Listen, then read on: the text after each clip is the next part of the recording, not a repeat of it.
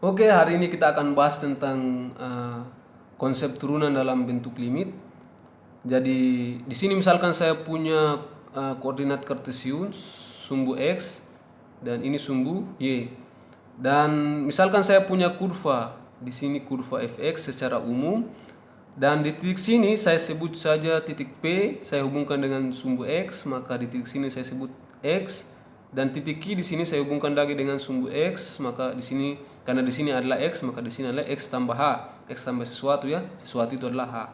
Nah, terus saya hubungkan lagi dengan sumbu y. Karena y ini selalu bergantung x dan ini adalah kurva fx, maka untuk setiap nilai x pada kurva fx ini kita ganti dengan x ini. Kalau kita hubungkan dengan sumbu y, makanya di sini menjadi fx. Nah, di sini titik sini saya hubungkan lagi dengan sumbu y karena y selalu bergantung x dan ini adalah kurva fx, maka untuk setiap nilai x di kurva fx ini kita ganti dengan fx tambah h. Kalau kita hubungkan dengan sumbu y, makanya di sini menjadi fx tambah h. Nah, di sini kalau kita ingin tahu turunan itu, bro, itu adalah perbandingan antara sisi tegak dengan sisi miring. Makanya sisi tegak dengan sisi mendatarnya. Makanya di sini kita tarik garis penghubung antara titik P dan titik Q pada kurva ini. Jadi kalau kita tarik garis penghubung dari titik P menuju titik Q, ini adalah garis yang menghubungkan atau memotong sebuah kurva dari titik P menuju titik Q. Seperti ini ya. Nah, itu namanya tali busur. Nah, sehingga kalau kita ini kan sudah jadi kemiringannya ini. Nah, kalau kita tarik garis bantu dari sini ke sini, terus dari sini ke sini lagi, kita akan peroleh segitiga.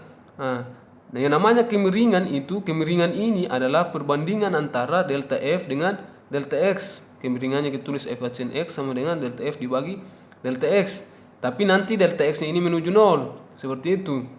Nah, jadi penjelasannya seperti apa? Jadi misalkan ini titik tadi saya tulis ulang di sini adalah titik P dan di sini titik Q. Apa yang terjadi ketika titik Q ini berjalan menuju titik P? Nah, jadi misalkan titik Q ini berjalan menuju titik P.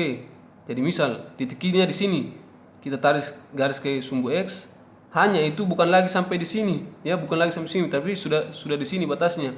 Jadi hanya itu semakin mengecil. Kalau titik Q-nya di sini lagi, hanya semakin mengecil lagi. Kalau titik Q-nya di sini lagi, hanya semakin mengecil lagi. Di sini hanya, ya kan?